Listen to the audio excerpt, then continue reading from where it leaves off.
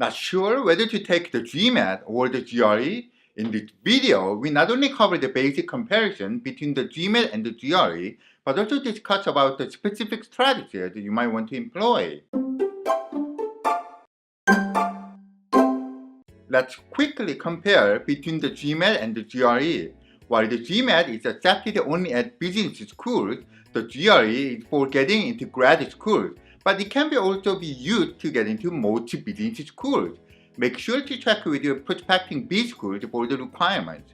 The GMAT focuses on logic, reasoning, and grammar. If your logic is strong, then you will do well on the GMAT. For the GRE, it focuses on academic skills and vocabulary. Remember that the GRE is for getting into grad schools, so it tests whether you are fit for academic settings. On the other hand, the GMAT is testing whether you are good with reasoning and if you can survive the first year of your MBA. Let us look at the structural aspect of the GMAT and the GRE. For the GMAT, within a section, you cannot skip a question. For every question, you have to solve or guess it. You cannot skip, save, or come back to a certain question. For the GRE, within a section, you can skip a question. So it's actually possible to skip all certain types of questions and then come back to them later. Both the GMAT and the GRE have on-screen calculators. For the GMAT, it doesn't have a calculator in quantitative section, but it has a calculator in integrated reasoning. For the GRE, you can use the on-screen calculator for all quantitative sections. So you can see that the GRE is focused more heavily on number senses since it allows a calculator. What about retaking the exam? For the GMAT, you can retake after 16 days. For the GRE, you can retake after 3 weeks or 21 days. The biggest difference would be the section ordering. For the GMAT, you can choose one of the 3 section ordering. For the GRE, you cannot choose the section ordering and the sections are random. Let me elaborate more on this section ordering. For the GMAT, you have 3 options. Before beginning the exam, you are given 1 minute to select the section order. The first option is essay, integral reasoning, 8 minutes break, quantitative, another 8 minutes break, and verbal. The second option is verbal, 8 minutes break, quantitative, 8 minutes break, essay, and then integral reasoning.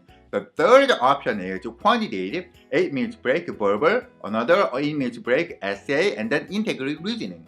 So you can strategically select the most comfortable section order. Normally, I recommend practicing starting with the verbal section first, because oftentimes the GMAT weighs more on verbal score than the quanti section. If you are aiming for 700 plus, the verbal section is the key for high scores. For the GRE, you cannot choose the section ordering. The 2 essays will always be the first part of the exam. After writing these 2 essays, it will be randomly chosen either verbal or quant, but you will never get 2 consecutive sets of the same type.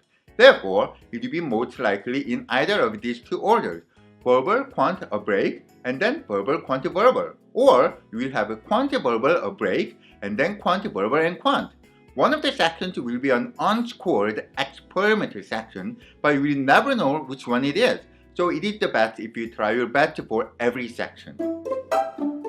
Now, let us compare the focus between the GMAT and the GRE. For math, the GMAT focuses more on logic, reasoning, and word problems.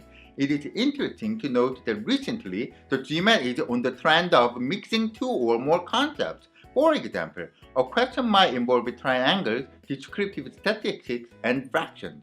You can see this multi-topic trend in the latest GMAT Officer Guide 2019. The GRE focuses heavily on your ability of playing with numbers, geometry, and graphs. Since you can use a calculator for the GRE, the questions tend to be more focused on math techniques. For verbal part, the GMAT focuses more on grammar.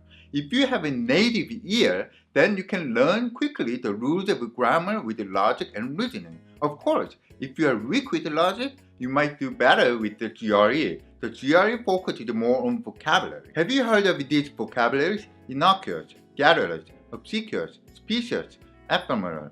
Believe it or not, these are the basic vocabularies that the graduate schools expect you to know when you graduate from the undergrad. If you have never heard of these vocabularies, well, just know that the GRE tests these kinds of vocabs. There are different sections for the GMAT and the GRE. The GMAT has an integral reasoning section which tests your reasoning. The IR section is not hard and you can match them easily with practice. You can even use an on-screen calculator for the IR. Also, you have data sufficiency for the GMAT when you do a quantity section. Data sufficiency is a question that asks whether a given piece of information is enough to calculate the data. The GRE has two essays. It has one issue writing and one argue writing. The GMAT, on the other hand, has only one essay writing. So, not sure whether to take the GMAT or the GRE? Take a look at the following example decision-making table. These are meant to be for reference only, so make sure you consider your context and situation. If you are a native English speaker, I think taking the GMAT is better. You can use your native ear to tune to grammar errors. Unless you are terrible with logic, the GMAT is a good bet. However, if English is not your first language, I think taking the GRE is better. The GRE is focused more on vocabulary, and because it is likely that you are weak with reading comprehension, if you study vocabulary, you will have a better chance at getting higher marks in the GRE verbal part. If you are strong with math, stick with the test that gives you a clear advantage for the verbal part. Assess yourself with free prep software offered by both the GMAT and the GRE Test Institute. I have put the links below in the description, so check them out. Are you good at memorization? Then the GRE is a good bet. Memorizing sets of math tricks and vocabulary is a good way to go for the GRE. If you love reading books, the GMAT might be better for you. Reading comprehension is the only section that takes time to improve, and if you are already good at it, you are in good shape. Are you planning to work at banks, financing, or consulting firms? Then take the GMAT. After the first year of MBA, you will be doing summer internship, and many financing and consulting firms look at the GMAT score when hiring. Do you have weak test stamina? It means you underperform with long test hours. Then maybe taking the GMAT is better for you. The actual problem-solving time for the GMAT is 3 hours and 7 minutes, and the GRE is nearly 3 hours and 30 minutes for the problem-solving part.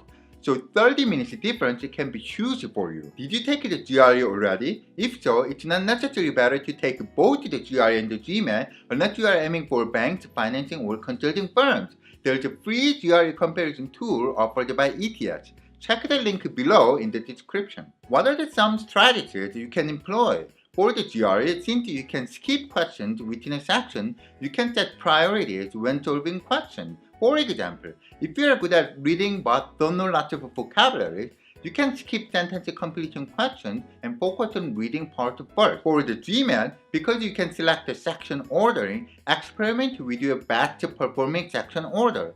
Do you perform better with starting off with quant, or verbal, or essay writing? Raise your self-awareness. So, that's it for the difference between the GMAT and the GRE. Please subscribe to the channel and like the video. Comment of the day. Which test do you think is easier, the GMAT or the GRE? Please leave your comment below, and happy studying.